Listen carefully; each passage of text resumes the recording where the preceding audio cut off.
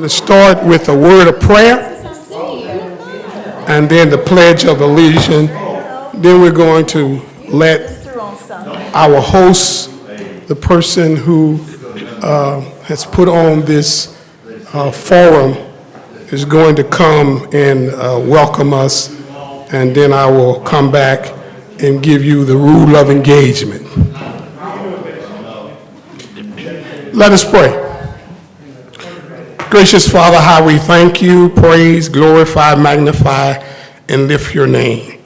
Lord God, we ask now that you would bless us on this evening, that as we talk about the different candidates and the different offices, that these candidates have opened themselves up to both praise and scrutiny. Lord, we thank you for them wanting to serve. We pray for each and every one who will be present here or looking by social media. We ask that you would bless this forum. It is in the matchless and awesome name of Jesus we do pray. Amen and amen. Would you all stand as we pledge allegiance to the flag? I pledge allegiance to the flag of the United States of America, to the republic for which it stands, one nation, under God, indivisible, with liberty and justice for all. All right, I want you to put your hands together for the person who is the one who has spearheaded this forum through 95.9 The Bounce, Miss LaToya Freeman. Thank y'all so much for coming out. 95.9 The Bounce decided to sponsor this event because we feel like it's important for the community to be involved and who's representing the city of Natchitoches. So that's what it's all about. It's about the public talking, asking questions. Our moderator here we have some questions that she's gonna ask each candidate, and then the public is welcome after that if we have time. So thank y'all again for coming. All right, I'm going to give you all some rule of engagement on tonight, what we are expecting. As she's already said, that the purpose of tonight's forum is to give voters an opportunity to hear directly from the candidates about their qualifications, their priorities, positions, and vision for the office they seek. And a lot of times, as you know, we sometimes blindly vote and don't know the candidate. So that's what this is about and for. Before we begin, I'd like to review the rules. The candidates will be asked questions by our moderator, and they'll have 2 minutes, up to 2 minutes to answer those questions. And then they will go on, and lastly, they will be given 5 minutes after the questions to sum everything up that they have answered and what they would like to say. With that being said, I'd like to take this time to introduce our moderator.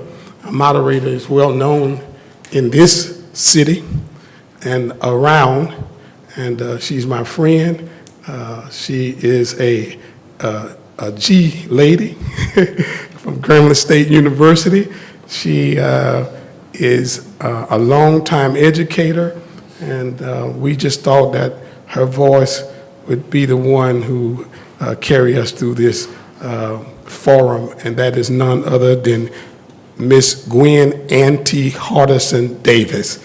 Put your hands together for her. Just before we do that, I would like to introduce our candidates that's going to be here for our Natchitoches City Judge is Attorney Cloyd Benjamin Jr., Mr. or Judge Robert Owsley, which is the incumbent, could not be here because of prior commitment. and so he could not be here. Also, for Natchitoches Ward 1 City Marshal, the incumbent City Marshal Randy Williams, and Mr. Carl Sias. I think he's on his way because I know he's committed to be here, challenger. For Natchitoches School Board District 11, Mr. Dane Terrell, and the person who is running against him could not be here tonight. For Natchitoches Parish School Board District Number 1, incumbent Barbie Page, she should be on her way, and the person who is running against her, Mr. Lee Wascom, had a prior commitment. And so that's who will be here tonight, and I hope that you all get to know them.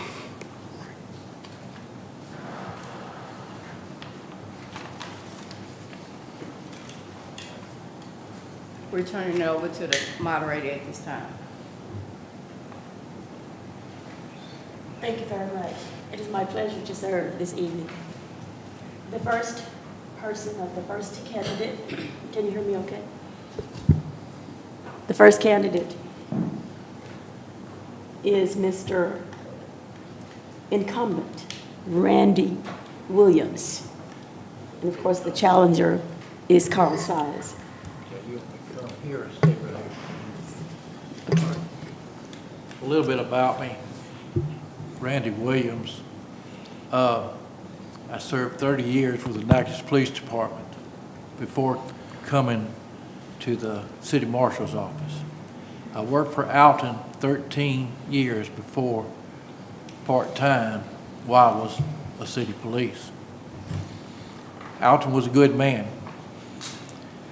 He did everything by the books, and you tell him about by the books. He had books this thick, and we did away with all those books. We got computers, and we got software system.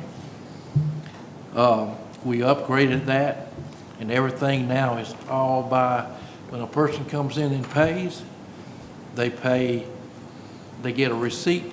There's a receipt that goes to the courthouse, and we keep a receipt. It's all on computers. We also started, when school started, we started working at Natchitoches Central, directing traffic. We don't get paid for it, but we do it. We start at 7 o'clock in the morning, get through about 8, and go back in the afternoon, and usually stay to about 3:30. We also, we upgraded all our equipment. We got, they didn't have bulletproof vests, but we got bulletproof vests. We got radios. We also on a task force that anything that happens in Louisiana and Mississippi, sometime Mississippi, we go take water, we take food, and we take whatever the people need. Sometimes we take clothes. We also train our deputies. We have a conference that we go to, a state conference, and also a national conference that we go, and we stay in with all the laws, the upkeeps, and we also have to qualify every single year. And like I said,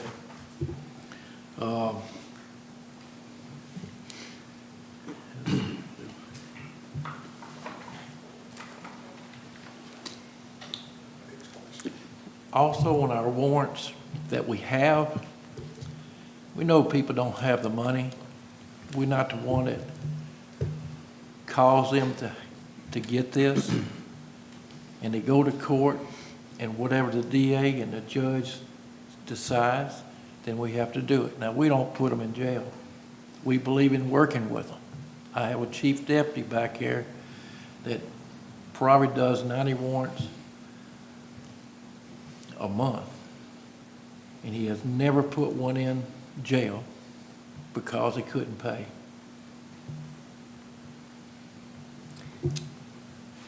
Mr. Williams, we appreciate the very detailed overview. You addressed some of the questions in terms of a summary of Okay. what you all did. So Yes, one question I'd like to ask you, Okay. while you still have the mic, is why are you seeking the office this term? Because I love Natchitoches. Very good. Thank you, thank you.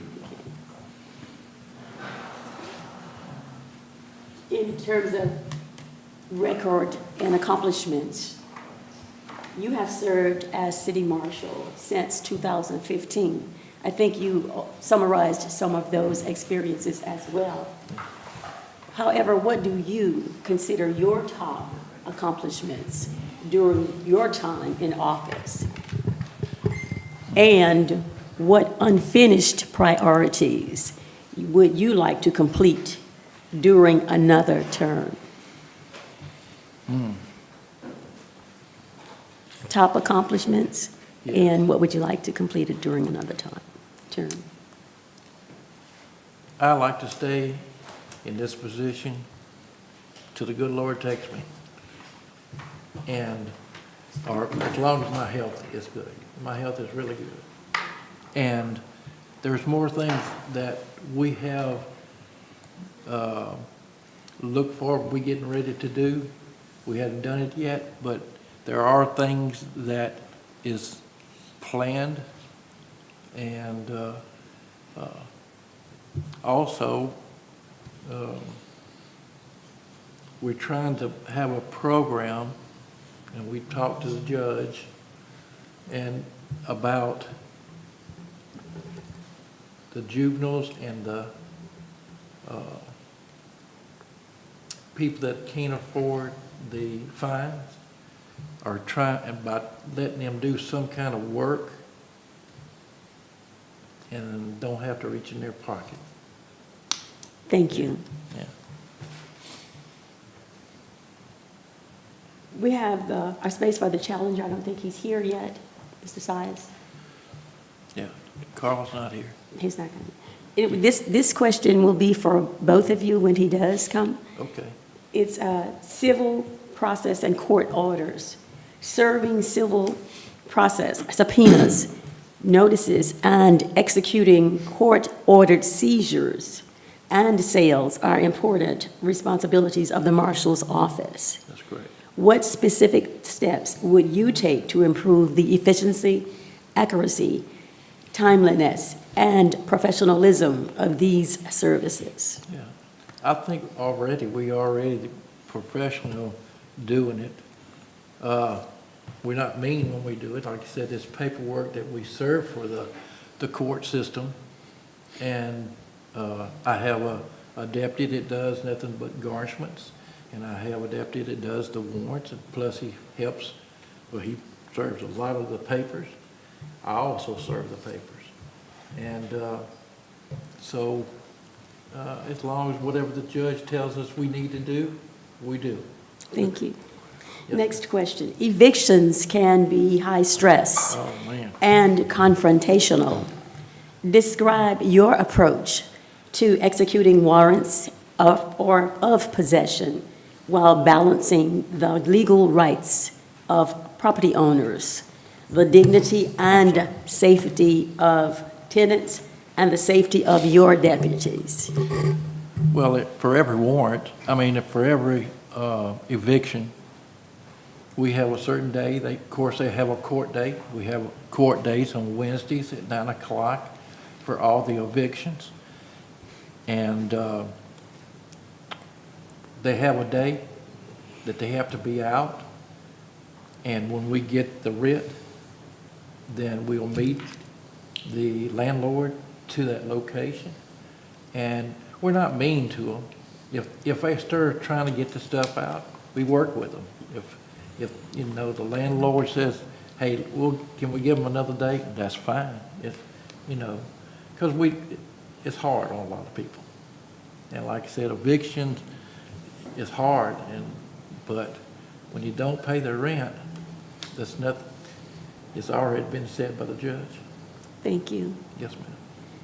The next question, how would you approach the service and execution of bench warrants and other arrest orders issued by Natchitoches City Court? And the second part of that question is, what steps would you take to address outstanding warrants efficiently, professionally, and safely? Again, my chief deputy, Steve Pizan, and he does all the warrants. And he works with them. We don't go looking for them and put them in jail. Normally, they come to us. Every once in a while, we'll put it in the Natchitoches paper. Sometimes I have my secretary, she calls and lets them know we got court this coming Tuesday. So she'll call them and tell them, hey, don't forget to come to court. Things like that was never done by the other marshal. We put up steps to do this easier for them, and a lot of people forget. Thank you. Yes, ma'am. A series of questions now, and one will be courtroom and courthouse security for Natchitoches City Court, and I think you kind of alluded to that, is a primary responsibility. What is your plan for maintaining a safe environment for judges, court employees, attorneys, litigants, witnesses, and members of the public? Yes, ma'am. There's 4 of us, and we got one that stays with the judge all the time. And as soon as the judge drives up, we walk him into the courtroom or into his chambers. He stays with him. We got one of our deputies is in the back that takes the money if they have it, or get the information from them showing that they had 3 months, because the judge gives them 3 months on their fine. And they are told where to go to bring the money. If you don't have the money at the end of 3 months, that's fine. We'll give you another court date, and you give you another 3 months. We work with them. I got one man that didn't have a steady job. He paid me $5 per week for 5 years until he got his fine paid. And he thanks me every single day because it gave him a chance to get back on his feet. Thank you so much. And that went into the next question in terms of your answer. The next question, and I'll just let you maybe add to a sentence or something if you need to for this one. The Natchitoches City Marshal Office also serves, the officer also serves as deputy tax collector and deputy city license tax collector. How would you carry out these additional responsibilities effectively and professionally? And I think you have alluded to that. If you want to add something else to that, Yes, then you ma'am. can. And like I said, for that, we're there with them. Right. And we're there until they walk back to their cars. We're right there with them. Thank you. Yes, ma'am. Next question. The city marshal appoints deputy marshals and is responsible for their conduct. What standards would you use for hiring, training, promotion, discipline, and retention? And how would you use, or how would you ensure deputies receive appropriate training, including POST certification and the staffing, vehicles, equipment, and technology necessary to perform their duties? Again, I have 4 deputies. That's counting the secretary, okay? Every one of my deputies, which is 2 deputies, one is my chief deputy. He has 30 years as a state trooper and retired as a state trooper. The other one is a retired police officer, assistant chief, and that was Kerry Hargrove. When I hire somebody, they have to have law enforcement. I do a thorough check to make sure that they ain't mean to people, because that's one thing I'm not gonna tolerate. And I got a good group of people. Thank you. Beyond its court-related responsibilities, what role, if any, should the city marshal's office play in community engagement or public safety awareness? And how would you build and maintain trust between the office and the residents it serves? Well, I think that goes back as my policeman. I've always been fair to everybody. I was raised to treat everybody equal. I was raised to be kind to people. And everybody I hire is the same way. Thank you. Yes, ma'am. What specific steps would you take to promote transparency and accountability within the city marshal's office, including how citizen complaints are handled, how deputy conduct is reviewed, and how the public is informed about the work of the office? Okay. I had never had that problem yet. Now, I hope I don't, because they gonna have a knot on their head, but I don't think I ever have that problem. And everybody loves my deputies. And I might add, you do inform the public about your deputies because you know them well I know it, And you- and they know it. and they know. Thank you. Yes, ma'am. De-escalation and use of force. The question is, when deputies encounter a high risk or a volatile situation while serving process, executing a warrant, or carrying out a court order, what policies, training, and supervisory standards should guide de-escalation and the appropriate use of force? Well, we ain't never had to do Well, thank you. that. Good. Our size is everybody says, hey, Randy, or hey, Steve, or hey, Carrie, you know, because they know us.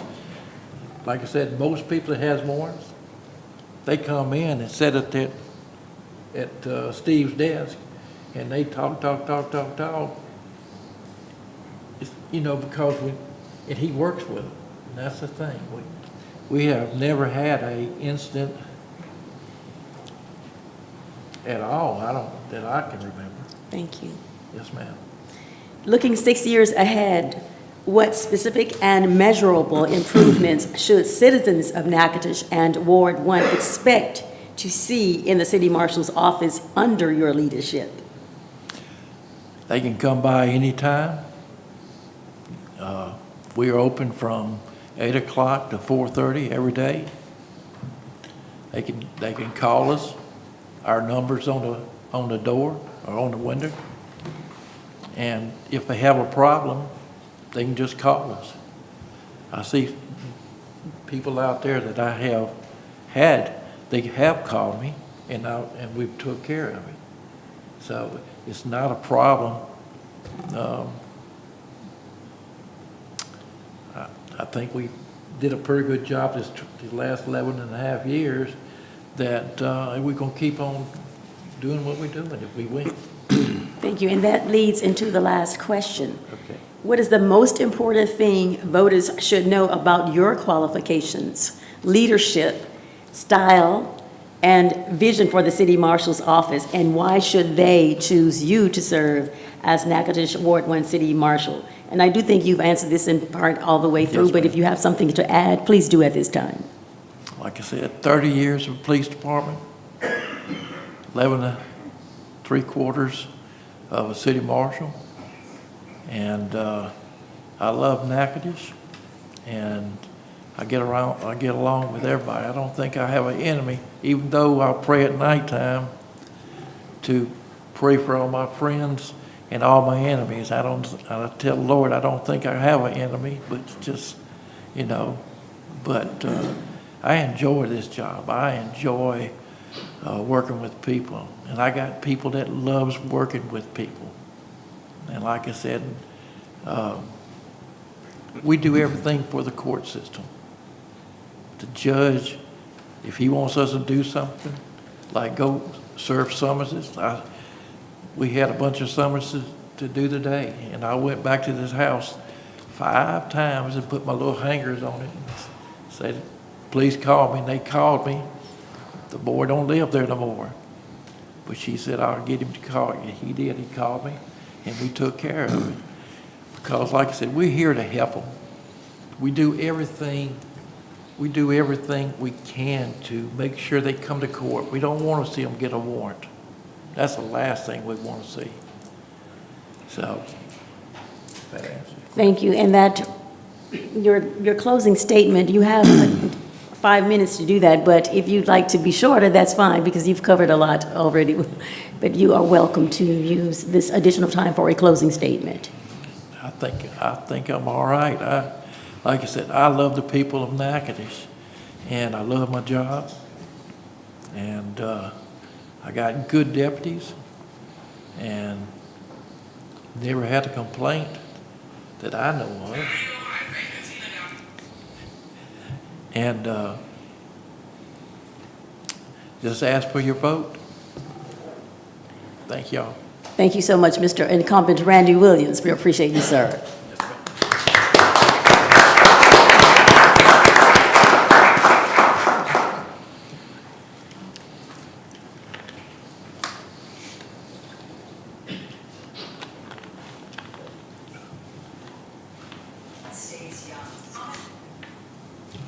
So we will go to the next set of questions for the city judge.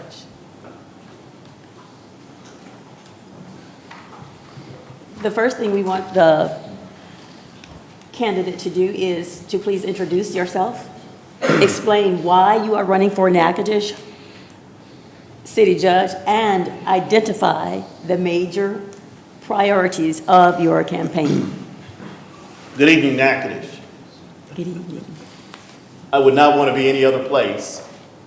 There's no other task that's more important for me than to talk to you, the citizens, the people I love, the people I know, the people that I have grown up in here with in my hometown. There's no other place I'd rather be. There's nothing else more important than right now, because you want to hear from me.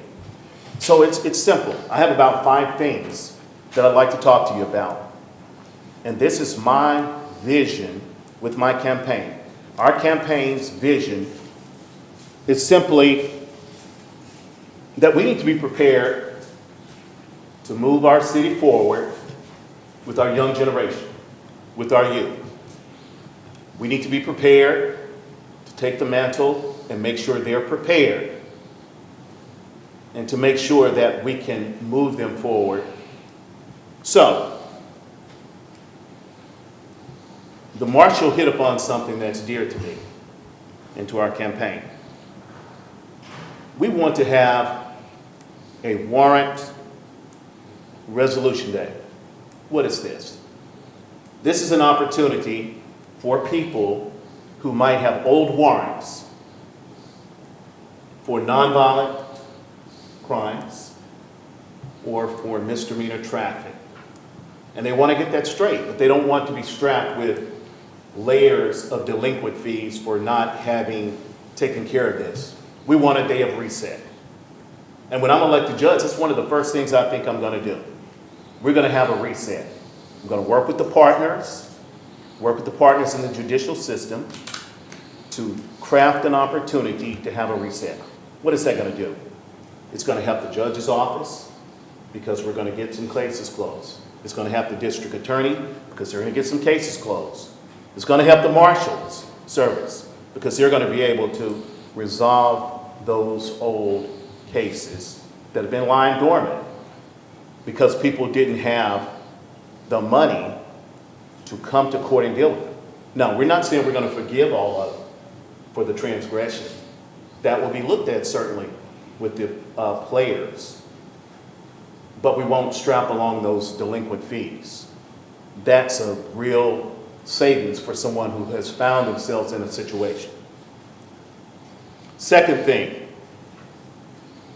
we're going to work with partners of the justice system to create an expungement claim. Well, we're not going to reinvent the wheel. This has been done before.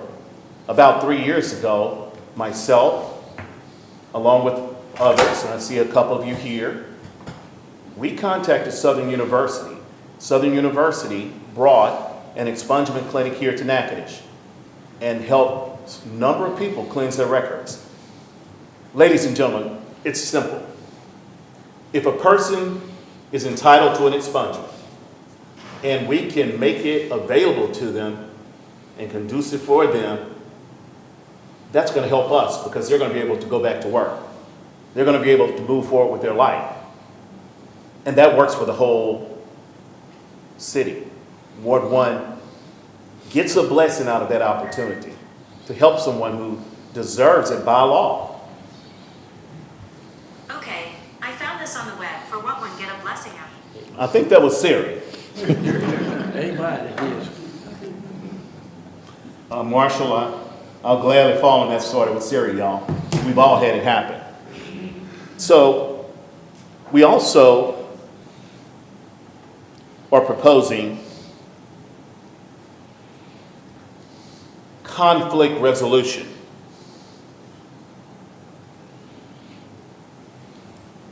In the schools. I've talked with some partners in other jurisdictions, in another jurisdiction, for instance, in Shreveport in Caddo Parish. There's a conflict resolution program that is sanctioned by the district attorney's office and the judge's office, the juvenile justice system in Caddo Parish. And the way it works is like this. Kids in school commit low-level infractions of the law, just like you and I did when we were in school. Maybe it's a fight, maybe it's an assault, it's not violent in the sense that anyone was really hurt. They may do other things, they may steal something. The question is, do we want to take an opportunity to incentivize good behavior out of that for something really small, or do we want to go down the road of criminalization?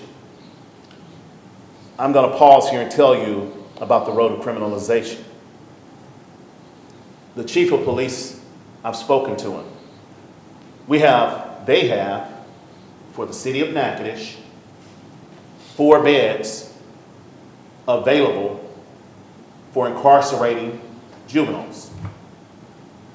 Period. They pay for those beds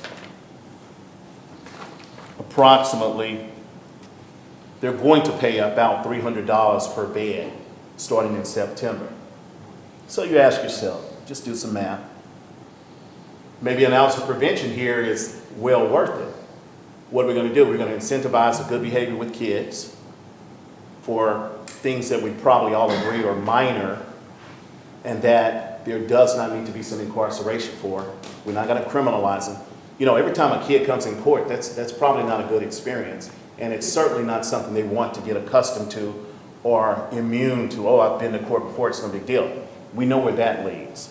So we want to do that, pattern after that program, if we can pull the partners together to agree with it. I think it's a good program, and I've seen how it works. And it works well, and it's done in a jurisdiction. I think that they're on the cutting edge of some things here in North Louisiana. So there's nothing wrong with patterning behind that. It can be done.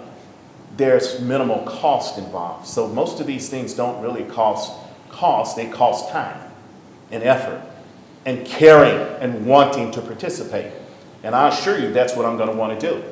The next thing, we want to partner with the justice system partners and have a gun buyback program. We know there are a lot of guns that are pervasive on our streets. Well, the chief of police says, you know, there's some money available. They have some funding already, just kind of waiting for it to come together, for the partners to come together and to craft this. So if I'm elected by you all, that's one of the things we're going to do. I'm going to suggest, hey, let's do this. Let's get together and see how this works. Let's pick a time. Let's pick an opportunity to do it. Let's get our community involved. Let's advertise it, and let's make it happen. These are common sense things. Most of the things that I think that we should be doing should evolve around our youth. Juveniles are where we're experiencing issues in our community. It doesn't take rocket science to figure that out. It doesn't take rocket science to figure that out when we hear about the burglaries and the car burglaries and the guns and those sorts of things. We know we don't live under a rock, so we know this. So I believe that with the community involved, we could also have forums so we can hear and listen to each other and try to improve the product. The product, yes, justice, the product. Because I believe in fairness. I believe everyone should be treated fair. And in the courtroom that I'm in, everyone's going to have the opportunity to have their case heard and to be treated fairly. I believe in justice, and I think justice is where we determine what is justice to an individual. An individual with a long record, justice may mean some incarceration and stiff fines. An individual who's not been engaged in something, justice is an entirely different thing. It probably means some incentivized behavior through some programmatic options that we've come up with and we've agreed that work. That's what justice is. Community, what is community to me? Community is involvement, listening to you, showing up when you call. I'm here. I've always been here. Through Dreams Foundation, helping kids, giving scholarships, I've been here. Toys programs, giving back to poor kids, I've been here. I've always been here. I'm a product of Natchitoches. I'm a product of the public school system, the lab school, Natchitoches Central, Northwestern. I'm Natchitoches. I want your support. I'm running for this office. If you vote for me, with your help, our entire community will win because I'm going to stay on the job. I'm going to stay on the job. I have the energy, I have the vigor, and I have 40 years of justice experience in the justice system, whether civilly or criminally. I've been a police officer in this city, 3 years. Many of you have seen that. I was a corrections officer in the Federal Bureau of Prisons in Dallas, Texas, 5 years. That taught me how to deal with people on all different levels, mental problems, stressful situations. It taught me how to communicate because I wasn't wearing a gun. I had to talk my way through it, resolve issues through conflict resolutions, mediate issues, and I did it well. I'm going to bring that skill set to the bench when I'm listening, when I'm hearing, and in my application of the law. I was a prosecutor in Shreveport, the city prosecutor of Shreveport. Big city. I dealt with it. This country boy dealt with it. No problems. I loved it. I learned a lot how to communicate and how to deal with big city problems. I worked for the district attorney's office for a total of 19 years, right here. Trying cases in city court, trying jury trials, small and large, murders, rapes, the like. I've been there. I've done it. That experience does not leave me when I go to the bench. It goes with me to the bench. And I'm ready to apply it. For 9 of those years, I was first assistant district attorney for Natchitoches Parish. The first part of that 9 years, I was involved in management, supervising personnel, management of the district attorney's office. In the latter part of those years, I was in court most of the time. Division 8, handling all of the cases, or at least one half of them, that came through Division 8 of Natchitoches Parish. They crossed my desk. I resolved them. Small ones, medium-sized ones, and huge ones that you read about. I am competent, absolutely competent. I have more diversity of experience than anyone in this race, bar none. Full stop. The issue is, will you give me an opportunity to apply that wealth of knowledge in a different kind of way? Because I want to do things different. Make no mistake, upset the apple cart a little bit, do them a little different way. We thank you so Thank very you. much for your detailed overview, which went into several other questions. I think it has been listed on the program, but I will give you an opportunity, if you so desire, to talk about just briefly.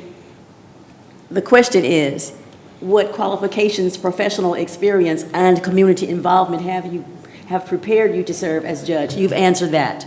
Thank you. With the exception of specific qualification.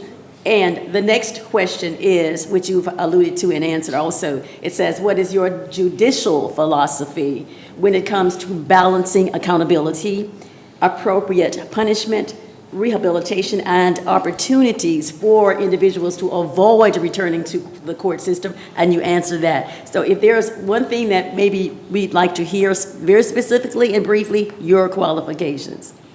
We heard the experience, the Wow. qualifications. My qualifications kind of overlap with my experience, I Right. guess. I've been practicing law since 1999. I first started practicing law in Baton Rouge, Louisiana. I worked with the Attorney General's office. I was a research assistant there in the gaming division. The next experience I had was to relocate to Shreveport, Louisiana, where I was a city prosecutor, Shreveport, Louisiana, where I served for 1 year. I went into private practice in the law firm of Piper & Associates in Shreveport, where I worked for about 6 years, general practice. I worked on multi-jurisdictional class action litigation, flying all over this country, doing discovery work on medical malpractice and on products liability relative to pharmaceutical industry. That's what I did with the law firm. At one point, after my father's passing, I decided to relocate back home here to Natchitoches in about 2004, and I opened my own law firm right behind this building. It's now a funeral home, y'all, but that was Benjamin Law Firm for about 17 years, where I engaged in civil practice of the law, trying cases, trying civil cases, trying criminal cases. Until about 2008, I was hired part-time basis with the Natchitoches District Attorney's Office. I immediately went into city court, managing the city court docket. Later on, I continued with felonies, and I was appointed in 2017 as the first assistant district attorney for Natchitoches Parish, where we kind of talked about what that done. Now, if I even go further back, from 1986 to 1990, I was a deputy sheriff, where I served for 3 years. I'm sorry, and I forgot something. I'm not going to bore y'all with that. I'm qualified to practice law. I've done so since 1999. Thank you so I very want much. to work as your judge. Next question, thank you so much. We appreciate that. Without commenting on how you would rule in any particular case, how would you approach mental health related issues and domestic violence matters? And what changes, if any, would you make to the current court's approach? I love that question. First, I'll say this. Briefly, Okay, well, firstly, I'll say this. because you've covered a lot of it. Okay, thank you. Right. And I think that mental health is very important. And I would like to, with partners, sit down and determine how do we as a team approach mental health? What facilities are available? Most of the people that are going to come in are not going to be able to afford it. So how do we research out and find things that are available and what resources we're going to agree that we're going to use in a protocol? I think that's a hands-on approach for the entire team, the district attorney, the public defender's office, the police department, the marshals, the stakeholders need to get together to figure out that. I think it's very important. And so I think that's very important, mental health. Thank you. Next question. The current administration has emphasized modernization of city court, including electronic payments and online civil filings. If elected, what additional technology or operational improvements would you pursue to make city court more efficient and accessible to the public? I'd like to see it interconnected with other agencies. As the former prosecutor in that court, I can tell you, when I was sitting in my office at the district attorney's office, I would ask my assistant, hey, would you call city court to get me a file so that I can read a report on someone that I don't have? We had no access to it to pull it up. She would have to do one or two things. She would have to call the records department or the police department, or call the city court and ask them to either email or fax over a report. That's what happens. That's real time. So whatever revitalization has occurred, it hasn't taken care of that, because I know that I checked yesterday, it had not, I wanted to make sure it hadn't happened since March, but it hasn't. So that's a very antiquated way of doing business in 2026, and I'd like to change that. If we can connect a few wires and divert something here or there and make it happen, that'd be a lovely thing. The other thing I think that would be great if people, litigants, were able to go online through Clerk Connect or some sort of situation such as that, and be able to make a determination what's going on with their case, what's the civil procedure right there, when do they next appear, instead of having to pick up the phone and call someone. I think that's when we're talking about leaping forward in technology. We're not there yet. Thank you. Next question. Courthouse security has been identified as a priority. What is your plan for ensuring the safety of court employees, defendants, attorneys, witnesses, and the public? And how would you work with the city marshal and other law enforcement agencies while maintaining judicial independence? As a former law enforcement officer, and the only former law enforcement officer in this particular race, with that knowledge, I would lean heavily on their understanding as to what security is required. Obviously, they are in charge of the security. As a judge, I'm not in charge of security. The professionals that do the research, that know the system, that have been certified or qualified to make recommendations relative to service. And I think it would be smart of me to listen to the professionals. I've been in court so many times over the years. I think obviously there can be improvements, but I listen to the professionals, and I trust that they'll do a good job of security. If we need to make some changes, which changes are always good, I'm standing ready to make those changes and to assure that the funding is there to make those changes. Thank you. The next question, I believe you gave an answer to generally in your overview, but I will ask it if you want to add. Are you sure? Because I don't want to take up too much time. I'm positive. I thought I was finished. Okay, it Go says ahead. how will you ensure that every person who enters your courtroom is treated fairly and with dignity, regardless of income, race, background, political connections, or social status?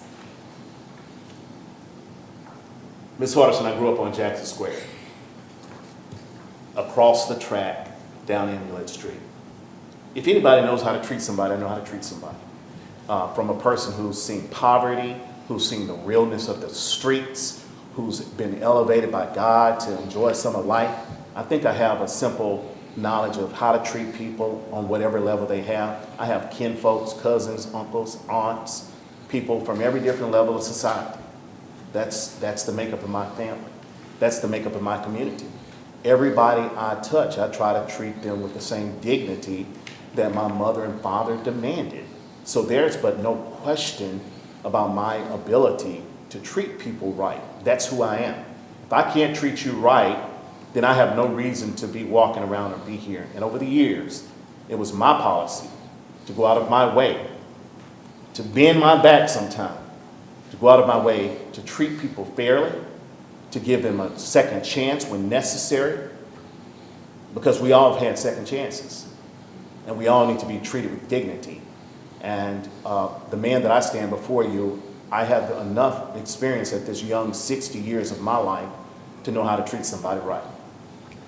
Thank you. What Thank you. role does transparency play in your judicial philosophy? And what steps would you take to strengthen public confidence in city court while respecting the confidentiality and ethical requirements that apply to the judiciary?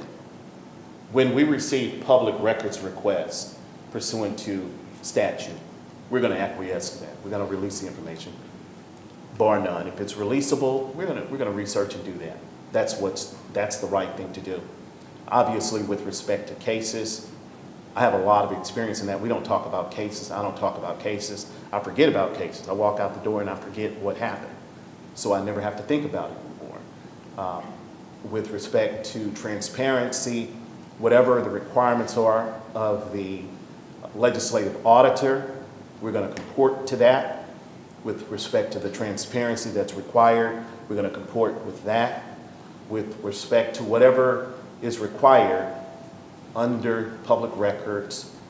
We're going to acquiesce to the law to the fullest extent to make sure that everyone understands there's nothing hiding in the corner. Thank you. As the challenger, what do you believe City Court could be doing better under its current leadership, and what is the most significant difference between your judicial philosophy and that With not of the wanting to be incumbent? repetitive, Of the, yes, to not bore these good people with Right. being repetitive. I think I've articulated my differences. And if you don't understand the differences now between my opponent and I, although he's not here, but my experience, my long length of experience of 40 years in justice system is what the difference is. My background in law enforcement, my background in corrections, my knowledge of intimately and intricately of our community that I've grown up in. All of those things differentiate me from my opponent. So that's what I'll say. I don't think I need to Thank continue you. talking about that. thank you. How would your judicial philosophy address individuals who repeatedly appear before the court for similar offenses? And what role should lawful diversion programs, community service treatment programs, or other alternatives play in reducing repeat offenses? And I think you also alluded to that in your first opening statement. If you have anything additionally to add to that, then you may do so in a one-liner. How about that? Right, so I'm trying to shut it down, y'all. And she keeps asking me, but Yeah. I'm trying to shut it down now. Okay, so I will say one thing, Okay, and I think it's very important. yes. I'm going to have, as I always have, as a first assistant, I have zero tolerance for repeated domestic abuse, battery, people getting hurt. If you're hurting people, I'm not your person to help you. Nobody needs to be hurt. Nobody needs to be a victim and re-victimized. So I'm not with it. I am with helping people with nonviolent issues that they have, as long as they're not hugely repetitive. Thank you, and I'm going to read the next 4 questions, and you can answer if you need to. Okay. It takes, put something else in there. When a defendant cannot afford to pay a fine immediately, what principles should guide the court's responses within the law, and what can city court do to address concerns that fines, fees, and court costs may disproportionately affect people with limited financial resources? The next question, juvenile justice. What is your overall philosophy for dealing with the juveniles who come before city court? And I think you answered that too, to a great extent. Particularly first-time offenders, and what lawful programs or alternatives do you believe can help reduce the likelihood that young people return to court? And the next question, what partnerships would you pursue with schools, churches, nonprofit organizations, mental health providers, law enforcement, other community organizations to assist at-risk youth and families while preserving the independence of the court? And lastly, judicial temperament. What does judicial temperament mean to you, and how would citizens see qualities such as patience, impartiality, professionalism, and respect demonstrated in your courtroom? I'll take the last question first. Treat people like I want to be treated. That covers my temperaments. That covers my philosophy in believing that people are people and they need to be respected. And I covered much of that earlier on. I'll also say that with respect to your question, which was the second to last question, regarding community involvement, that's something very interesting. I struck on that in my 5 points that I proposed. I'll extrapolate or expand, a little bit more on that, is that I believe that community forums such as this, or opportunities where the court comes to the community, to give new information or to educate or impart. Those are things I'm going to do as a judge because I just believe they're important, because I believe in the community and I like to interact in the community. So I'm going to do things like that. So I think that's very important.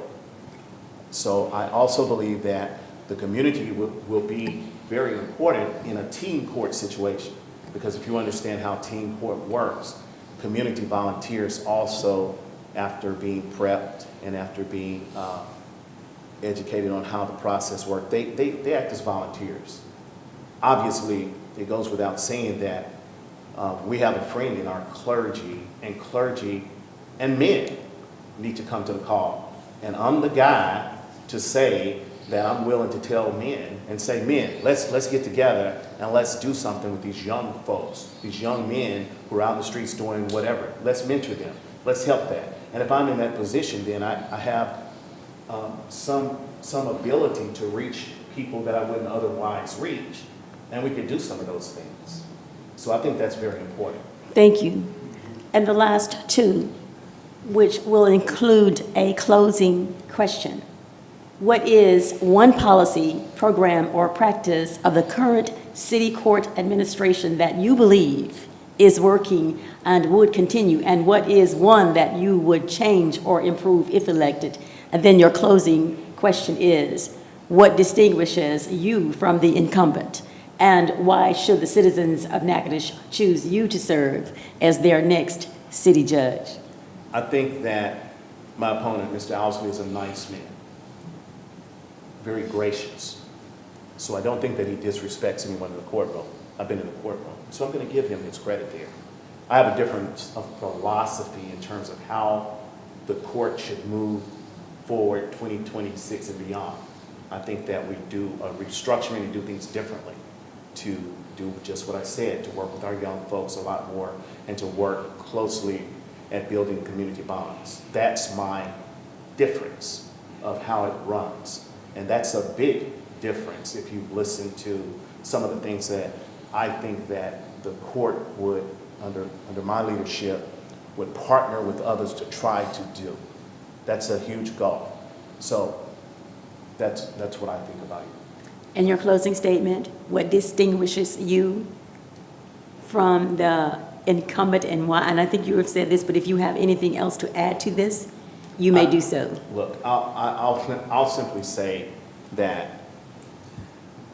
And why should you be elected? I think Let's I go. should be elected because I have the experience. I have a breadth of knowledge that exceeds that of my opponent in terms of diversity of experience, positions, etc., along the spectrum, unless there's something I'm not aware of.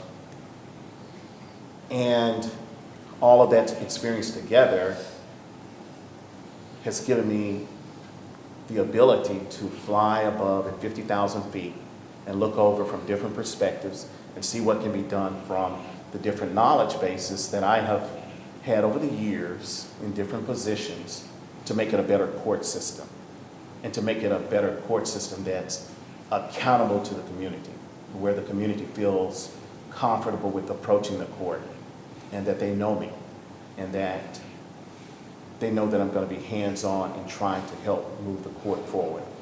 That's my big difference. I'm going to bring all of that to the table, as mentioned much earlier, and right now we need your vote to make it happen. So I'm humbly asking for each one of you and each of you out there for your prayers, for your support, and I'm going to work with you to make this a better place that we can be more proud of as we move forward in the future. Attorney Claude Benjamin, we thank you for participating in this candidate forum. Thank you. Thank you for having me.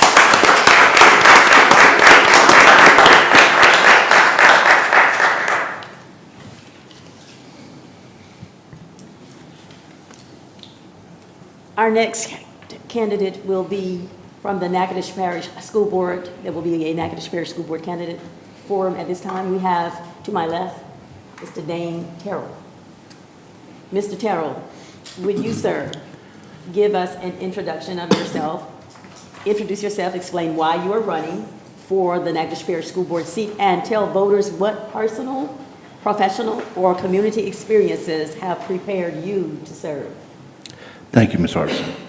Mr. Benjamin is a hard act to follow. Stop. My family moved to Natchitoches in 1988. I am a product of successful Natchitoches Parish schools.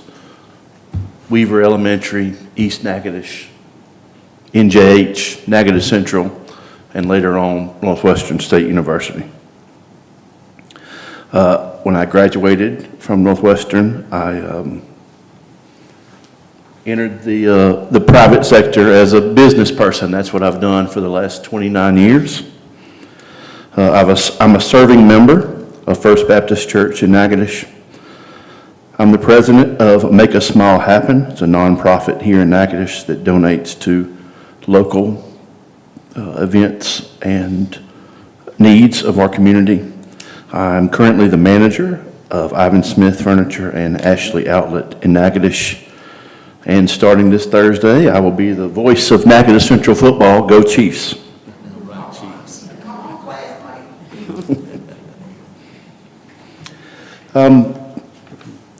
I want to start by thanking Mr. Matuire. He was a very good servant for the students, teachers, and principals, and just the general community of not only Natchitoches Parish, but especially District 11.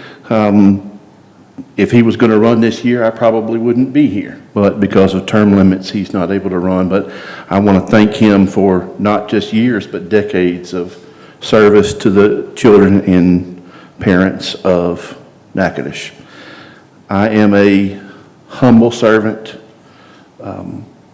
and I just want to serve the people of our community. Thank you for your overview. What do you believe are the most pressing needs and challenges facing the schools, students, and communities in the district you seek to represent?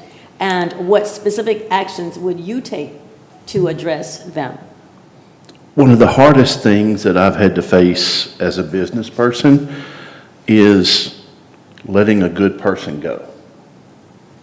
Our parish, especially our schools, has had some financial trouble. We lost a paper mill that had 500 employees. That's a very big percentage of the 8,000 workers that we have in our parish. And because of that, we've had to let good people go. I think that's the most pressing issue facing our parish today is maintaining, and taking care of our people that want to help our students learn, and making sure that we have the funds necessary to do that. Thank you. Under the topic constituent engagement and accountability, what specific steps will you take to remain accessible and accountable to constituents throughout your district, including residents of smaller and rural communities? So, Mr. Benjamin said it, but I'm going to piggyback off of him. The biggest thing that we can do is to take the call and show up. And thank both of you men for doing that. Thank you for doing that. That's why I'm here tonight. Thank you. Facilities and capital needs is the topic next. The question is, beyond current bond projects, how should the school board prioritize ongoing facility maintenance, renovations, and future capital needs while operating within the district's financial constraints?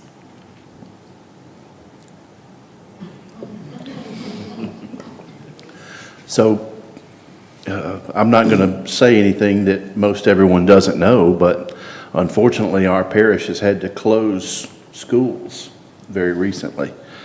I think those are maybe outside the current bond issues, but to me, they're the most pressing issue that we have to figure out. Specifically, we could talk about what I consider Natchitoches Junior High. That's what it was named when I went to school there. It's an empty building. It's falling apart. Our junior high football teams are trying to practice there and play games there, and there's water coming in the building. They can't secure their property. People are going in and damaging things. I think that property in particular may be the most pressing issue, but it will be hard, but I think that we have to do the best with what we have. Thank you. What specific strategies do you support to improve literacy, math proficiency, and overall student growth, particularly for students in the district you seek to represent? I am not a teacher. I'm a business person. But what I can tell you about management is that my job is to listen to my people, hear what they need, and get it for them. So listen to the superintendent, listen to the principals, listen to the teachers, and try our best to get out of their way and give them the tools that they need to be successful.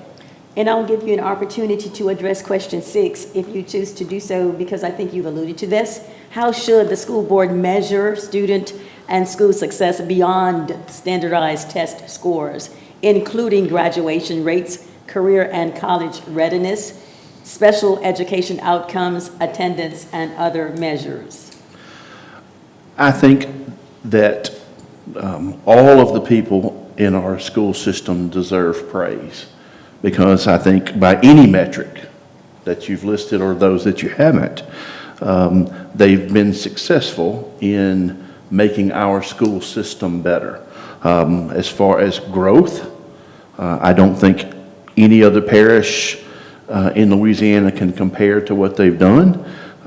So I think we just need to get out of their way and let them do and continue to do what they've been doing. Thank you. Question 7, under fiscal responsibility and enrollment, the district has faced budget deficits, staff reductions, and the loss of significant grant funding. What is your approach to achieving long-term fiscal stability while protecting classroom instruction and student services? During this term of the school board, I expect Natchitoches Parish to go through one of the biggest changes that we've been through since my family has been here, with the oil and gas business coming to our parish. There are leases all over. They're currently doing surveys, and I think in the very near future, we're going to have drilling, we're going to have workers, and I think that the financial situation for our parish in general is going to change for the better. However, being a good steward of those monies and funds is going to be difficult. I think that we start with our people and then go to facilities and in that order. Thank you. Question 8 under fiscal responsibility and enrollment. Enrollment has been declining. How should the school board respond to fewer students while protecting educational quality and access to schools, particularly in rural communities? It's very difficult. I don't know the answer to that question, but I'll just say that I think sometimes we just have to do the best with what we have. I do think that with the oil and gas industry, hopefully that trend will reverse itself. But I will also say that the current school board has faced some very difficult decisions about the closing of schools. I appreciate the fact that they put a lot of effort into making that the absolute last resort. And hopefully, we're in a better place 1 year from now, 2 years from now, 3 years from now than we are today. But if not, there will still be some hard decisions. I won't say that I know all the answers, but I will always be reachable. I will always be compassionate, empathetic, respectful, and honest. Thank you. When considering future millage or bond proposals, how would you balance the need to improve our schools with the financial impact on taxpayers? And what evidence would you require before supporting a new tax or bond measure? Times are hard. If y'all, like myself, spend time around the dining room table trying to figure out how you're going to pay all the bills when there's more bills than there were a month ago and the money coming in has stayed the same. That's something that we're all facing. That's not going to go away anytime soon. So I think we have to be appreciative that everyone is going through the same situation that I am and many of you are. I don't think it's time right now, but hopefully, again, with this new industry that we're expecting into our town, there will be an opportunity for funds to be raised from that instead of families who are already crunched. Thank you. Under transportation and rural schools, 2 questions. Many families in rural areas of Natchitoches Parish face long school bus rides. What improvements would you support to make student transportation safer, more efficient, and more reliable, particularly for students living in rural areas? I'm one of those. So I have an 11-year-old who rides a bus route. She usually gets on the bus a little bit after 3 and sometimes gets off the bus a little bit after 4. That's a very long time. I don't doubt for her safety. I don't doubt for the effort of the school bus driver or the people running the routes. But I think we may have to revisit the staggered starting and stopping times at the school. I think that's the only way that we're going to be able to have students not on the buses for quite as long. Thank you. How will you advocate for the unique needs of smaller and rural campuses while ensuring that resources and opportunities are distributed fairly across the Natchitoches Parish school system? I live in District 11, and that's the office that I'm running for, but I consider myself a Natchitoches Parish citizen first, and the needs of the parish children to me are just as important as the needs of the children of District 11. Sometimes that means that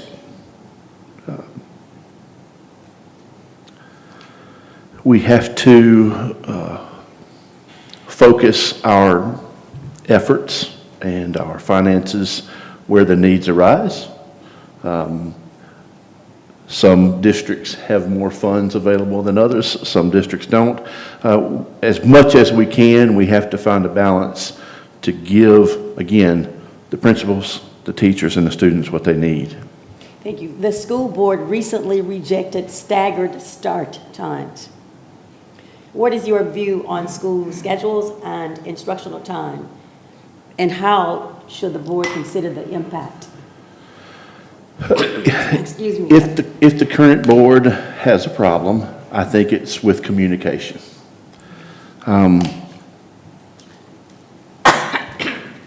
One of the things that you just asked me was, why are students on the buses so long? It's because every school gets out at exactly the same time, but it takes a time for a bus to get from school A to school B to school C and school D. So you have to talk to the parents who don't want their children to ride on the bus as long and explain to them that the best way to make that happen is to make this change. Nobody likes change. I've sat in the same booth at church since 1988. If somebody's in my seat, I'm going to pray for them, but I'm going to be uncomfortable. It's our job to, I'm not going to say sell, because that's what I do, but communicate what it is that what we want to do and why these proposals that we're putting forward are what we think is the best plan. And the last part of that question is, how should the board consider the impact of scheduling decisions on working families and students with special needs? I don't have a student with special needs, but my wife is a school teacher and she teaches several students that are in that situation.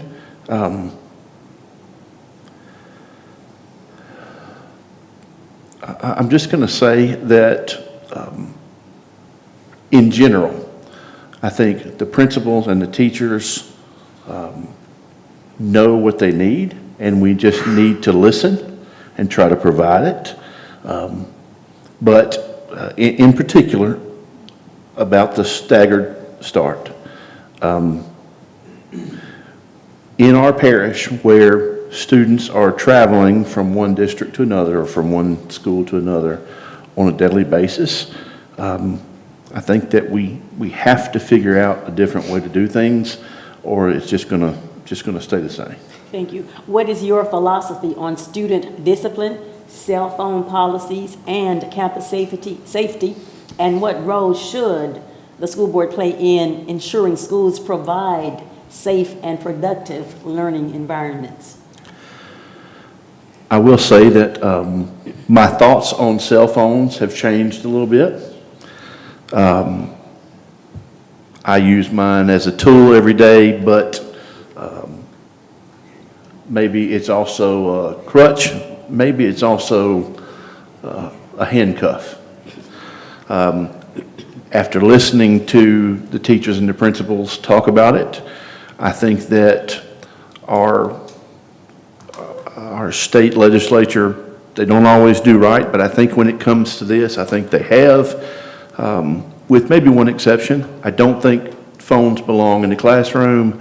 I don't think they're necessary for student learning. I think they're a hindrance for student learning.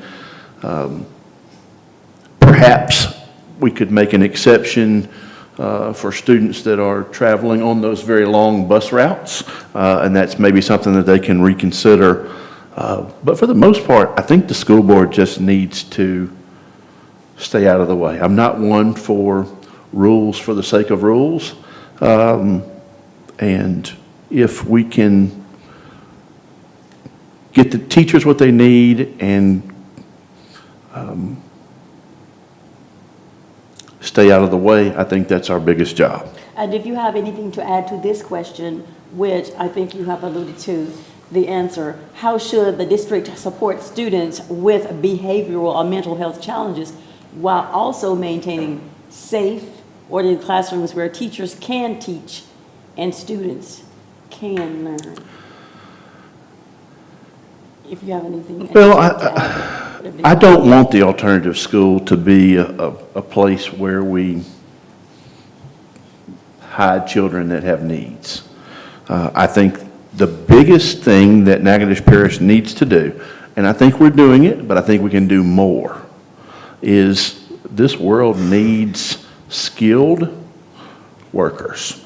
We need plumbers, we need electricians, we need welders, we need repair technicians. How do we get students into those jobs? What can we do to teach students that aren't bound for college, how can we get them on a path to successful work in our parish? Those are good jobs, and we need those jobs to be filled in our area and around our state. We have to find a way to get students educated in skilled crafts. Thank you. What role should the new Student Advisory Council and parent input play in school board decisions? And how would you ensure those voices are meaningfully considered? Well, I have actually been on that, and if I am elected, then I will probably have to not be on it anymore. But I want to give credit where credit's due. I appreciate the people that have run that, from the superintendent to the principals and all of the workers and administration at the school board. Sometimes it's nice just to have people listen. When you're going through a difficult time, or when your students are coming home and telling you, I don't understand why we're having to do this, and having a place to go and talk those things out and really come up with solutions. It's really been great. I hope that they continue to do it. If I'm elected, I won't be there, but I will still hope to attend, just so that I can hear what those parents and students have to say. Thank you. How will you evaluate the performance of the superintendent and central office leadership? And what standards should the school board use to hold district leadership accountable for academic, financial, and operational status or results? I don't have experience as a school board member. But in general, I think that the percentage of students that we have graduating, the percentage of students that we have employed within 12 months of graduation, the percentage of students who have college credit hours when they leave our school systems, and the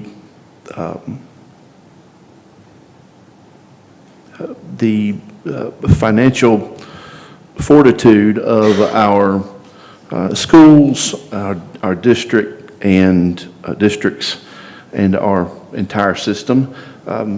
We have to not spend more than we make, and I think that's one of the biggest measuring tools.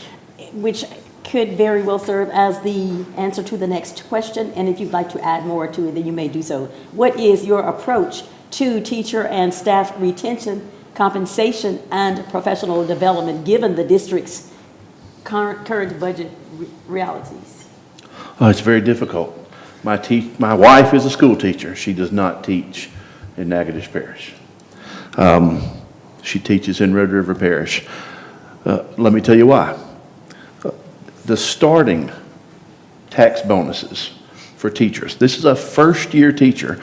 The starting tax bonus in Red River Parish is $39,000.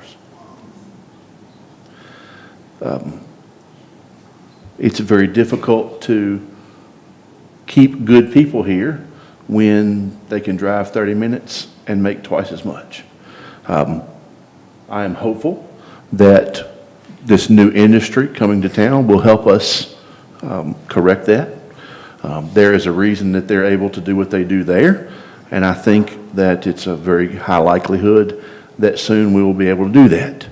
Just because we have more money coming in doesn't mean that we can be fiscally irresponsible, but I hope that if it comes to fruition, we can find a way to keep the teachers that we have, but also bring some of those teachers who want to be in this parish back home. Thank you. Mr. Terrell, voters approved a $12.45 million bond for Consolidated School District Number 11 in November 2025.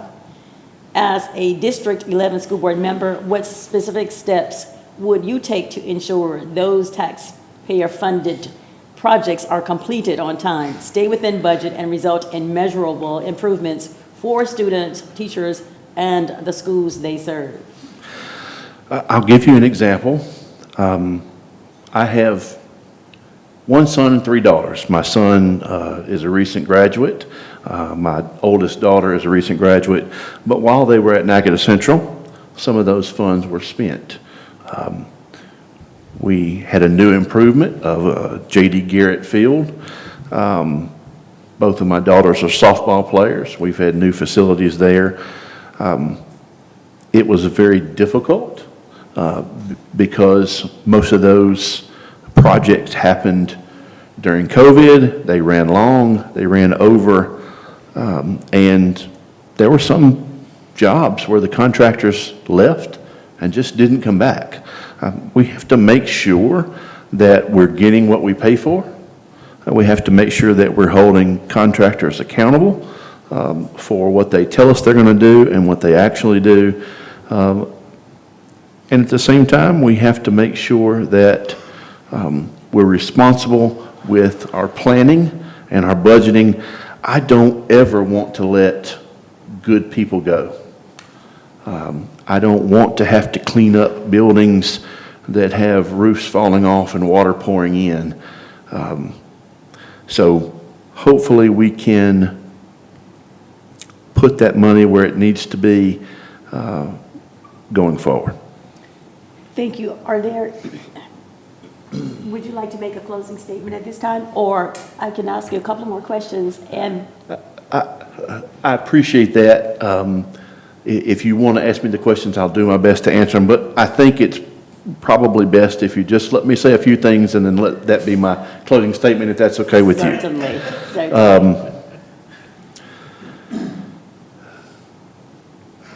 I have 2 commandments given to me by my Creator: love God and love my neighbor.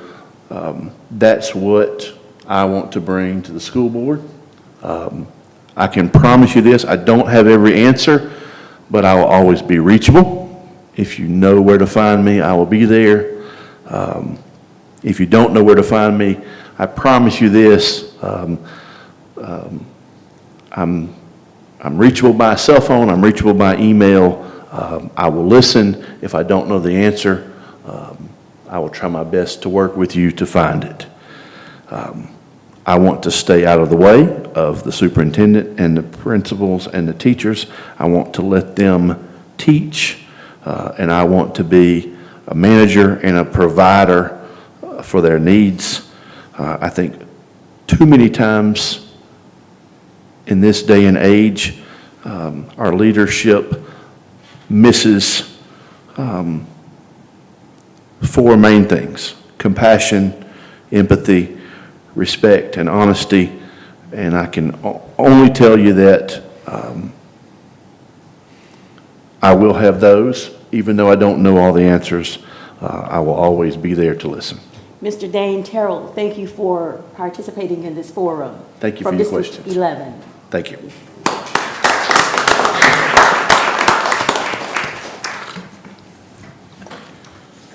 Thank you so very much for having let me serve, sir.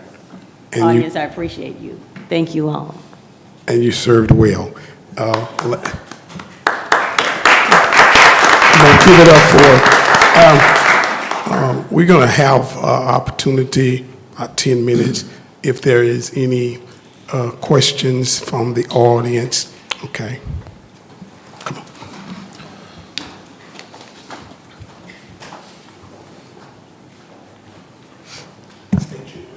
Okay, hello, my name is Precious Barber, for the record.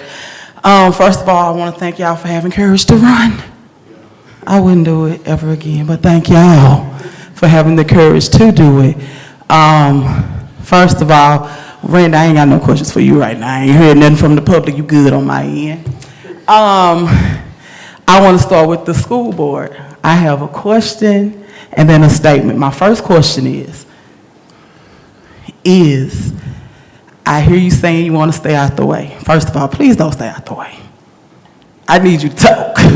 My students need to talk, because what most don't understand is that it's 10 or 11 of y'all. And so your votes matter. Your voice matters. So please don't stay out the way. We need you to say something because you are the voice of the people. So make sure you have something to say. You ain't got to control them, but have something to say. And so my first question to you is that I notice, of course, we have the teachers and we have the principals and we have all this. But my thing is what is your suggestion, or how do you plan to get the parents involved?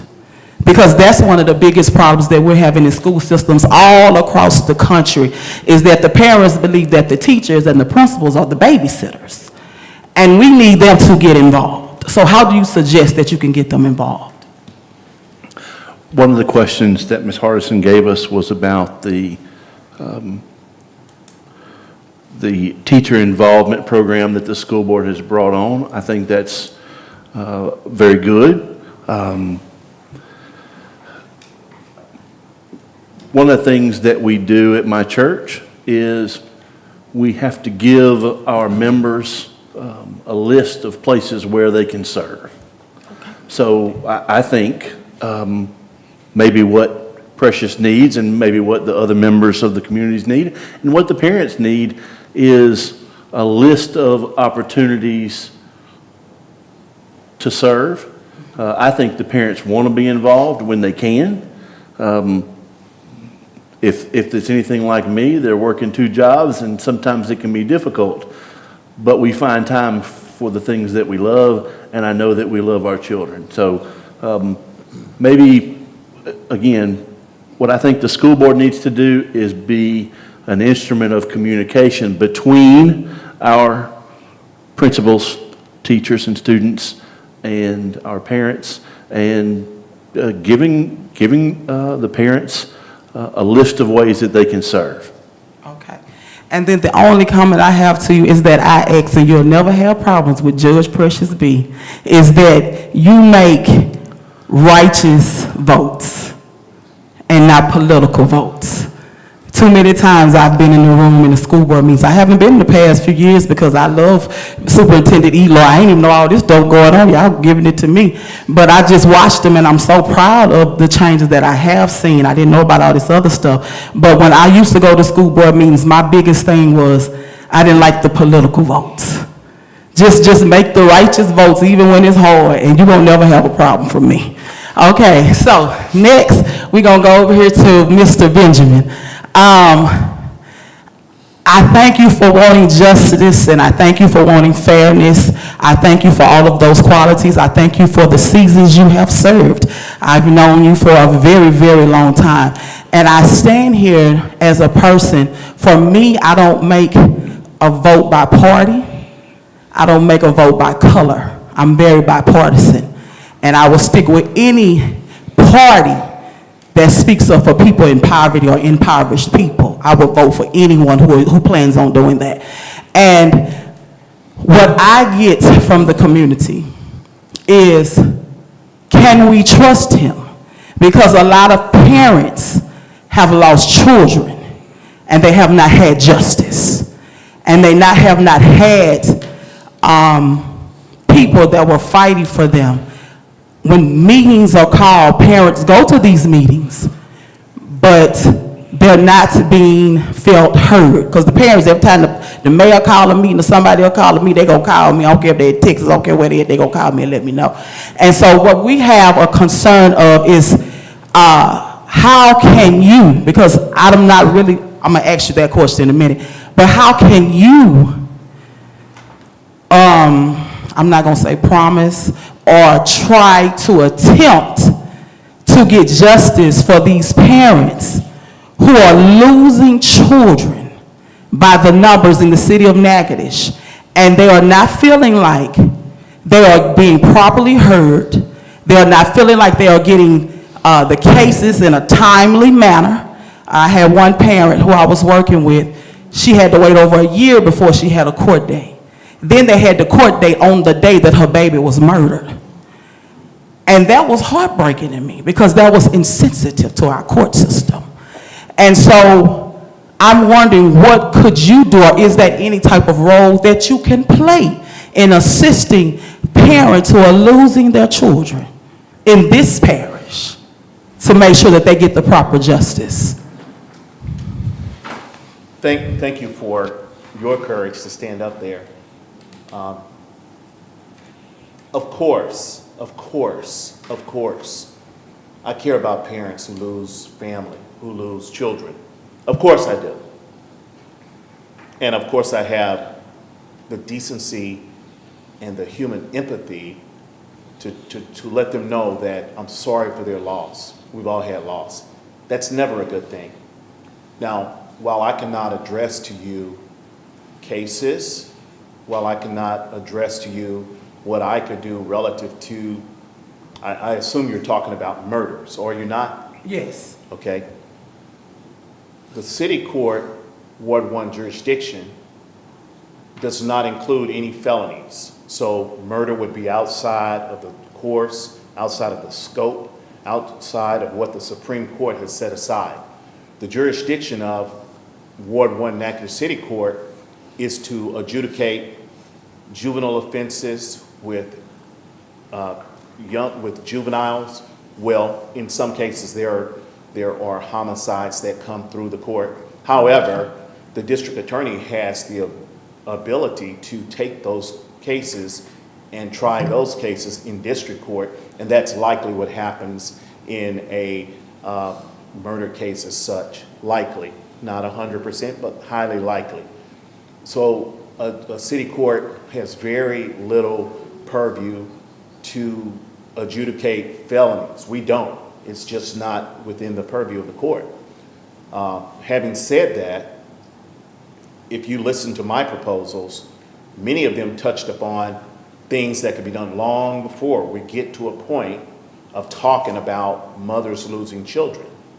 And some of those could involve you coming out and being involved in it. Some of them could involve others in the community coming out and being involved in it. If you heard me, I mentioned Teen Court was an opportunity for community people to volunteer. Again, we're talking about doing something long before we get to a point of dealing with the severe violence of homicide, of which the jurisdiction of city court would have very little to do with. However, I'm very open, as I said, to pulling community people together if I have that leadership ability to try to solve problems. Thank you for your question. Okay, so as a judge, or say for instance, let's say your influence, the influence that you would have as a judge. Is there any way that you can, because I heard you talk about stakeholders, could you partnership with others to bring suggestions on how to get justice for parents? That's just a yes or no. Can you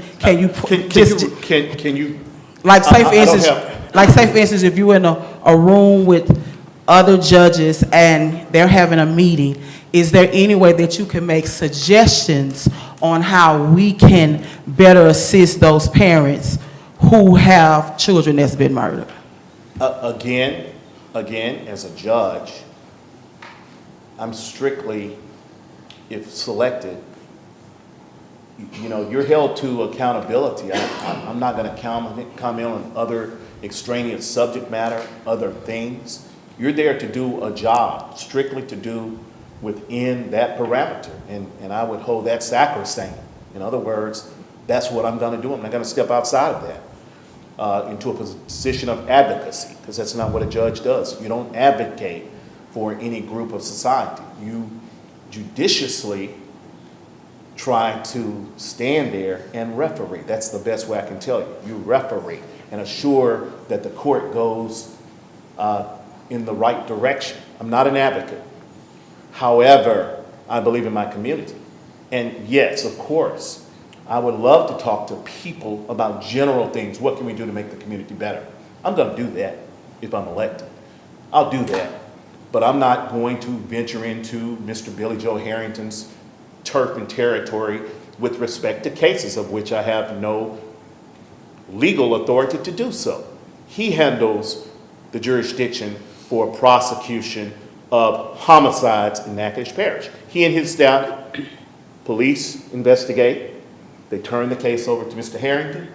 And Mr. Harrington, once he has the case, he and his office make determination of how to move the case forward, whether or not the case is ready, whether or not things need to be investigated. They look at that. And there's an entire section of the district attorney's office, the VAC, the Victim Assistance Coordinator, that talks to the moms, talks to the dads, talks to the parents, talks to the family members. That's provided by statute. Louisiana law provides for a VAC, for Victim Assistance Coordinator. That's their business to handle. And if I were elected judge, it would behoove me to back myself up. You understand what I'm saying? And the last statement I have, and then I'm done. When you brought up the issue, I heard you talking about the mental health issues. I can say this, that the chief of police and the mayor have been knowing over 10 years about the mental health issue. So when you come talking about the chief of police, that is something that has been stated with documentation. And we have had no real serious movement when it comes to mental health issues when you talk about being proactive.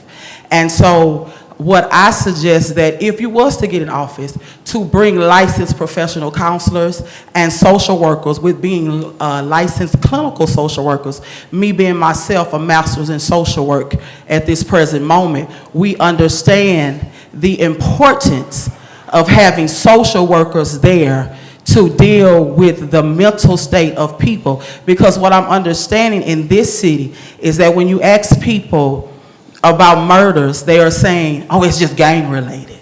Everything is just gang related. And anytime you sit there all day, and this is what we are trained as master social workers and licensed professional counselors with emphasis on clinical work, anyone who sits there all day and think about murdering, that's a mental health issue. And so I'm just making a statement. I'll let you talk. And so we need, when y'all get these stakeholders in these rooms, I'm asking that you put these social workers in these rooms and these licensed professional counselors, because that's a missing part.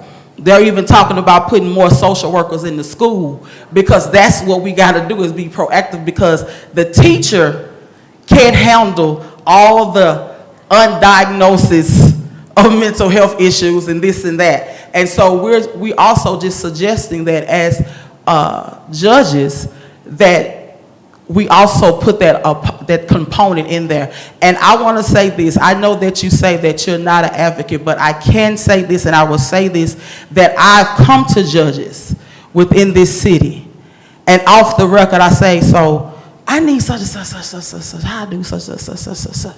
And they say, Precious, do such and such, such and such. Now, you don't say I said it now, but you do such and such. So I believe that a judge can give instructions. They don't have to be just talking about a specific court case, but you can give instructions. And I've had that done with previous judges to give me that, who sit over there in the main courthouse, and they have told me certain things to help my community without having to say a big, big meetings, but they just let me know this is how you can help your people. And I thank them for it, because I'm seeing changes within my community. I'm seeing cameras. And as you say, Precious, as you can get involved, if anyone know me on Facebook, Precious B has always been involved by naming drug dealers in my own community, telling them where they located, telling people to tell on murderers and people who are unalive, and fighting for others. So it can be done on every level. And that's my statement. Thank you so much, Precious, for those comments and those questions, because I do want to piggyback on the fact of attending some national social workers and counselor, and they are trying to put more money in the classrooms and things like that, because we don't put that money in those places, even in the school system. We have to advocate. That's what we have to do. We have to advocate and advocate. I want to say something about, thank you, Brother Terrell, because one of the things about being involved with the parental involvement is you must be intentional. we've asked them to look at the schools that has a big teachers and parents getting involved, one of them being the magnet school and the lab schools, but they do it intentionally. But some of the other schools, they're not intentional. They don't, it doesn't feel like they want these kids, these parents to be involved. So when it's intentional, they do, they get involved and things. By the way, let me make another comment. Staggered Start was sabotaged by some folks, so I'm glad to know that you are interested in the Staggered Start. So hopefully it'll get done. And as it pertains to the Consolidated District number 9 and Consolidated District number 11, you in your, where you live at, you have taxation without representation. In other words, there are two consolidated districts, number 7 and number 9, number 11. Number 7, our monies in Payne subdivision, it goes to consolidated district number 9, which is the city, which we've tried to fight for the longest, that if we're going to be taxed, it should be in our district where we represent with our children. But we know what happened with that. And so hopefully before I leave, we will address that again and get the votes, because I'm very proud of the fact that you're voting according to what's right rather than what's political. So with that being said, thank you for that. The other question is, I think that my good friend Steve answered that when he came on the show, is how is your office funded? Ours Yes. is. And I want y'all to hear this. I just mentioned that because I want y'all to hear how that office is funded so that you all can understand what, they got a hard job. But anyway, could you tell them how you're... The city pays our salary, and they give me a budget. I got a $5,000 budget, and they won't buy our cars. They won't pay my gas for my deputies. They only pay my gas for my car.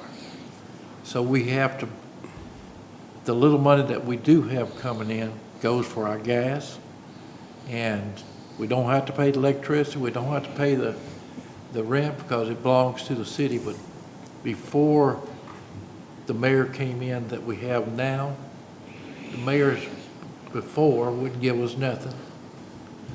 And Ronnie has gave us more than we ever had. And like I said, he gave us, we was paying rent on a building, and we are not no more. And I want to thank you for doing a great job, because I've had to get with them to, and they've always been so polite in telling people they have to leave. You know, that's not easy to tell people you have to vacate a place, but they do it in such a way that they can't say that they were mistreated. As it pertains to the judge seat, I just want to say there are some proactive things that you mentioned, and one of them is dealing with our juveniles, that I really hope whoever becomes next judge, that we see some proactive things, because our young people, it's really getting out of hand. And as you said, we got 4 beds and that we pay for. Then we got some others that I think we just did a contract on in the Jonesboro area. And so that's, you know, you got to, here's what you got to choose between. You got to choose between a person who broke in some cars and robbed some folks, could have lost their life and a person who killed somebody.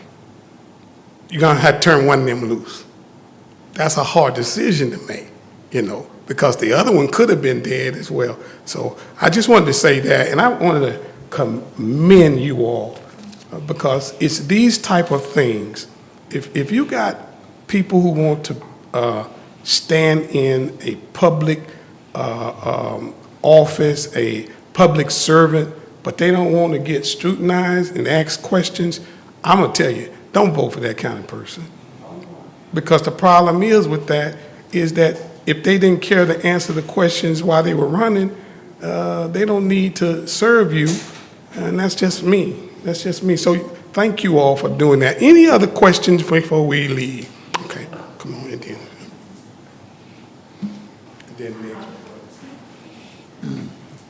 Good evening. My name is Perlina Thomas, and thank you all for being here. And again, thank you all for running. I have a few questions. And for the city marshal, when you were talking about your staff and expressing the fact that you all are post-certified and the work that you do, the compassion that you show the community when you're dealing with warrants and what have you, it made me think about de-escalation and mental health. And so mental health issues, and when police are called on welfare checks when there's a evolving mental health crisis. Have you or would you consider your staff participating in those calls? Is that even something that's available for your staff? Because you mentioned senior level people who've had 30 years of experience with the state police and your long, extensive law enforcement experience. We have a lot of young police officers who are handling mental health crisis. It's far beyond their years. So is that something that you could partner with the Natchitoches Police Department to de-escalate mental health crisis? We do back them up. If we out and about, our radios goes with their radios so we can hear the call. Yes, but You do or you will? we will. I mean, we always have. Okay. We back the police, all state police, sheriff department, we back them up. If we out there and we close, we go in there. If we see them on the side of the road, we're gonna stop and see if it's code 4. Code 4 means we can go ahead and go. So, yeah, like I said, even in the court system, we're so fair with the DA and the judge. There's not been, I think we've only had one time that I've seen a judge take his hammer and mount it and hit it because of two girls wanting to fight, two ladies wanting to fight. But other than that, I mean, it's safe. We have nothing but misdemeanors. Okay. And most of them knows us. And when we asked them to don't talk, put your shirt tail in, no hats, they said, yes, sir, and do it. Thank you. And also on that, yes, if we can help in any way, we'll be there. Thank you. And Mr. Terrell, I've been thinking about the post-COVID and where kids are academically with the challenge of COVID and kids needing, students, I can't use the word kids, students having to go home and have school virtual. A lot of students missed out on some critical academic studies and advancement that they need.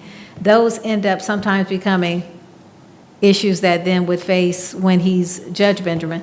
But so those, would you support an audit, an academic audit, to understand exactly where students are from COVID and those students who did not get the proper academic advancement? Some students were sent home for homeschooling, but didn't necessarily have the help that they needed at home. They came back to school and were expected to be right in line.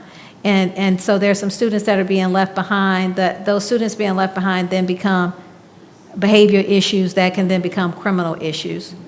Can you speak to that, or how you would address making a pathway to helping those students get back on task? So what I've seen, and this may not be everyone's reality, but this is my experience. It seems to me that since COVID and perhaps before COVID, our school systems have become automatic moving, if that makes sense. So it's no longer, if you're ready for first grade, you move to first grade. It's go to first grade. And we've put, I think, pressure on parents to make tough decisions about whether or not those students stay in a grade. So I think we have to give our teachers the ability to have conversations with those parents, but ultimately I don't think we can take it out of their hands. If the student is not ready to move on to the next grade, it's going to have to be the parent's decision to hold them back if that's in the best interest. Now, it's the teacher's job to inform the parent, and that's a very difficult conversation to have. Parents don't want to hear that their children are behind. They don't want labels. But I trust our people to have those difficult conversations and advise those parents as best they can. And I hope that the parents will listen. Okay, thank you. And I would like to say one more thing about social work. I have a schoolmate of mine. Her name is Tiffany Allen P.T. In my opinion, she is maybe one of the best employees of Natchitoches Parish. She is a social worker, but more than that, she's no longer at NJH, if you didn't know that, because she had to be let go. And I think that's catastrophic for that school. She is a humble servant, and I think I am too. Thank goodness that the school board was able to find her another position, but she didn't want to leave. When we have people who are difference makers and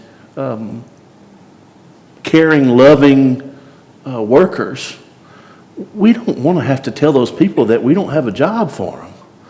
And I think that's the most difficult thing that our school board is facing right now. More than buildings that are leaking, we have to find a way to take care of our people. I don't want to let good people go. So we've got to find a way. I don't know what it is, but we've got to find a way. I don't want to go to someone and suggest a tax to put AstroTurf on a field, but I will go to someone to ask for a tax to pay Tiffany P.T. because she's worth it. And so are some of the other teachers and support people that we had to let go. It's not the judge's office job to put those social workers, but it's the school's job. And we've got to find the funds for those people. there are school boards across this state that could use your level of emotional intelligence and your commitment to the students. So I wish you the greatest success. And Attorney Benjamin, just one quick question. And since your court will deal with juvenile issues, in the courts of comments on social media, oftentimes when a juvenile has committed some sort of offense, there are people that believe that the parents should be punished. What's your position on parents being involved in any recourse that their children would have to suffer as a result of a crime that they might commit? Thank you for that. I would just simply have to follow the law. If the law or statute provides that parents could have some responsibility for the actions of a child, then I'll apply that law. If it doesn't, I can't. Thank you. Thank you. Thank you. Come on, Miss, and this will be the last person. All right, how y'all doing? I'm Ty Johnson. Most of y'all here already know me. I'm gonna make it snappy. I'll make a few statements and then I have a few questions, well, like 2 questions. Kind of piggyback off of what Precious was talking about, and Pastor Harris. When we get to talking about, you know, almost every meeting, everybody want to talk about the unsolved crimes and things like that. But I think the biggest problem with that is accountability, and that goes all the way around the board. Like, it's not a one-size-fits-all. It's not just the police. It's not just the detective. It's not just the parents. It's kind of a one-size-fits-all. I mean, not a one-size-fits-all. So that goes to a question I want to ask each and every one of you up here that's running for office. Everybody that's been around and been to any of the meetings that I've been to know my biggest question is, how do we have more of these forums outside of these rooms? Because the people that needs to be here and need to ask these questions, they don't typically come to this particular area or these type of rooms. But if we have more of these out in the neighborhoods, in the areas, quote unquote, on the blocks, we can get more questions and more answers from the people who these type of matters actually pertain to. So that's a question for each and every one of you that running for office. Like, how do you feel, or what's preventing you from participating in more of these events outside of this type of venue? I'll talk on that. I like these. I'm not a speaker like Claude is, okay? Stop. But once I get in here and start talking, then I'm all right, little. But I like the way she did it. I like the way she called me up and asked me, would I participate? And I said, yes. I mean, I didn't hesitate, you know. And any time something like this would come up, and if they call me, I'm coming. And I'm going to answer the questions to the best of my ability. Thank you for that, Ms. Johnson. I believe that we should have forums for community and stakeholder interaction. Really, who holds the key to that? I think it's twofold. You have to require people in leadership, that you put in leadership, that they keep you informed. So that's a community thing. You have to require that people keep you informed. Well, I'm saying that if I'm elected, I'll take it up on my own to do some things that engage community and keep them informed. But that may not be automatic across the board. So the community has to hold its elected officials to the standard that they choose. I do believe that community engagement is good. So, thanks to Ms. Freeman for hosting this. It takes someone to get the ball started, if you will. So today it was Ms. Freeman, but maybe next time it's you. Maybe next time it's, maybe we do it at the school, maybe we do it at the church. There's no wrong way, but I'll say this, different people have different schedules. I won't say anything negative about the people that aren't here tonight. We've only been running for office since Friday, so I appreciate the opportunity, but we have to make ourselves meet each other where we are. Listen, be compassionate, be empathetic, be respectful, and be honest. So it takes a host. It takes an ask, and it takes an answer. All right. And one of the statements that I want to make, I know we have a lot of questions and a lot of different subjects that we're touching on in here tonight, and I think what a lot of people failing to realize that there's a major disconnect here. And not just the city, probably the state, the entire country right now. But, we're asking people to come out and vote and things of that sort, but we have a lot of people that can't even tell you the 3 different branches of the government. So I think we have to focus also more on educating our people on each of your positions period. Like, you know, the conversation about would you be willing to work with other judges and things like this, and what's in your scope, at the city marshals. But I'ma leave you with a question. It's a question, but I don't even want everybody to answer it right now. Just think about it. Ask yourself today, tonight, tomorrow, each and every one of you, are you truly transparent? And that question meaning, when we see everybody get into office, say for instance, if each and every one of you are elected, what are we going to start doing to where all of our political officials are willing to work together for the betterment of the community? Because the problems that we have aren't a one-size-fits-all. Like, we're going to have to come together collectively, from the community to the police department to the school board. Like, we need community policing back all together. I know Officer Randy because I went to school. He was there with us at the school, but he also sat on MLK on the hill. We knew we couldn't go past 15 miles per hour because we knew he was sitting right there. Now we know he's sitting marshal and he drive around in that truck. But, you know, we knew the Roy Lees. We knew all our officers, so it wasn't that we didn't do things wrong, but we had that level of respect.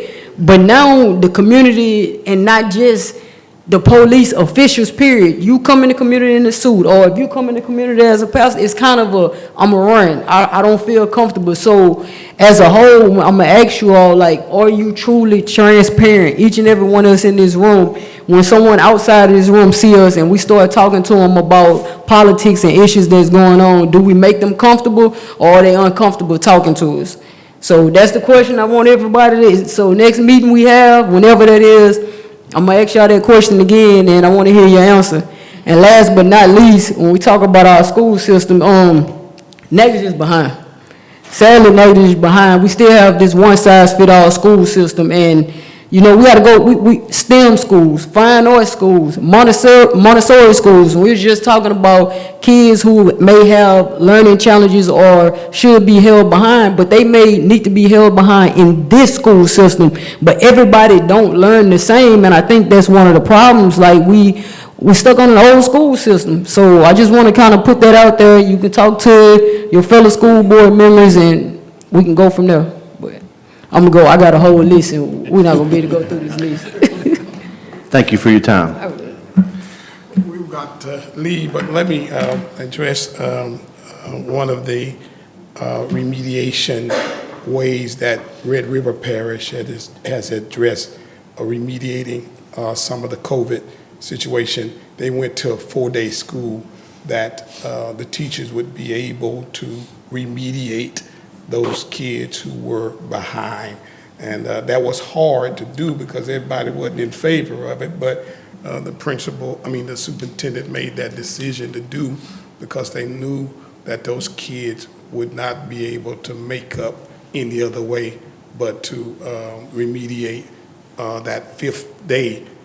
Kids who were behind could still come. That's how they started to do that.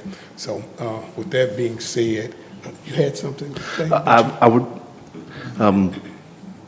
want to give a quick shout out to Mr. Randy and Mr. Steve. They don't give themselves pats on the back very often, but if you have a student at Natchitoches Central, you've seen both of them out working traffic duty this week. It's not a paid position for them. That's a volunteer service. They wouldn't tell you about it, but I will as a parent of Natchitoches Central students. We thank you both for your time. The first week of school, the first 2 weeks of school, they've done that. This is my 6th year in a row of having a student at Natchitoches Central. They've been there every day on the first 2 weeks of school. Thank you both for that. And you can surely tell the difference when they're not there also.